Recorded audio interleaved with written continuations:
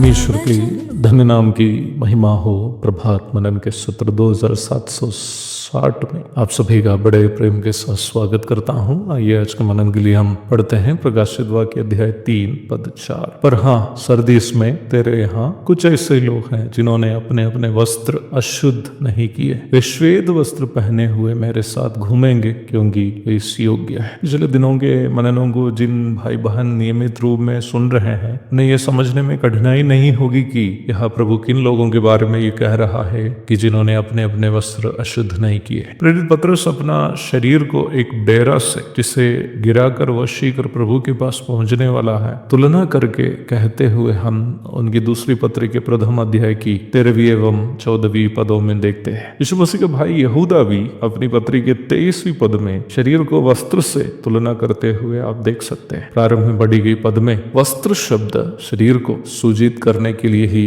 उपयोग किया है, क्योंकि हम मसीह जिनका उद्धार हुआ है, हम यथाशीघ्र हमारे इस पाप से प्रदूषित शरीर को बदलकर प्रभु के पवित्र दास से परिपूर्ण महिमामय शरीर का धारण करने वाले हैं। पहला कुरिन्थियों अध्याय 15 की 51 से 54 तक, फिलिपी 3 की 21। इसी विषय को प्रेरित पौलुस कुरिन्थियों को भेजी गई अपनी दूसरी पत्री में अध्याय 5 की 1 से 9 तक के भाग में इस प्रकार कहता है, क्योंकि हम जानते हैं कि जब हमारा पृथ्वी पर का डेरा शरीर का घर गिराया जाएगा तो हमें परमेश्वर की ओर से स्वर्ग पर एक ऐसा भवन मिलेगा जो हाथों से बना हुआ घर नहीं परंतु चिरस्थायी है। इसमें तो हम कराहते और बड़ी लालसा रखते हैं कि अपने स्वर्गीय घर को पहन ले, कि इसके पहनने से हम नंगे ना पाए जाए। और हम इस डेरे में रहते हुए बोझ से दबे कराहते रहते हैं, क्योंकि हम उतारना नहीं वरन और पहनना चाहते, ताकि वह जो मरणहार है जीवन में डूब जाए। जिसने हमें इसी बात के लिए तैयार किया है वो परमेश्वर है, जिसने हमें बयाने में आत्मा भी दिया है। अतः हम सदा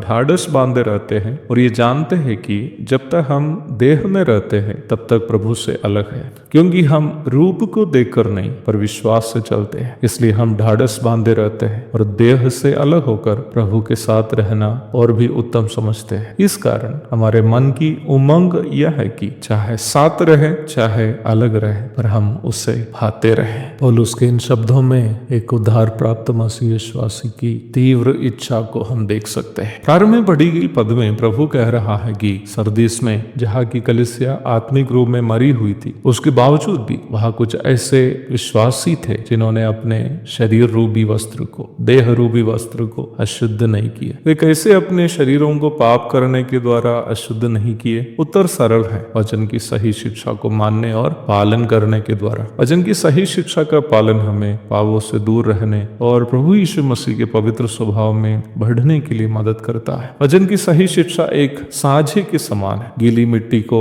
एक साझे में डालकर धूप में जोड़ दिए जाते हैं। कुछ समय के बाद उस साझे को हटाया जब जाता है तो उस गीली मिट्टी को साझे का आकार मिलते हुए हम देखते हैं। वैसा ही है वचन की सही शिक्षा के अनुसार अपना जीवन को सुधारने वाला एक विश्वासी भी। रोमी अध्याय 6 की 17 और 18 पढ़िएगा। वचन की सही शिक्षा का पालन केवल हमारा जीवन को सुधार ही नहीं रहा है, बल्कि हमें यीशु मसीह के समान बदल भी रहा है। और वचन कहता है कि उसका एक बड़ा प्रतिफल भी है। वो प्रतिफल के बारे में प्रभु स्वयं इस प्रकार कहता है, वे श्वेत वस्त्र पहने हुए मेरे साथ घूमेंगे। वो श्वेत वस्त्र क्या हो सकता है? प्रभु की इच्छा हुई तो प्रभात मनन के अगले सत्र में हम इस पर चर्चा करेंगे। तब तक के लिए आप से विदा हो जाता हूँ। प्रभु आप सबको आशीष दे। आमीन।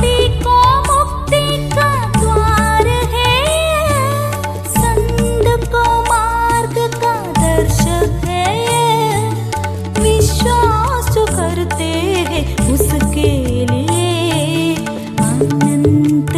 जीवन का साधन है ये है वचन, प्यारा वचन, यीशु मसीह का प्यारा वचन। ये है वचन, प्यारा वचन, यीशु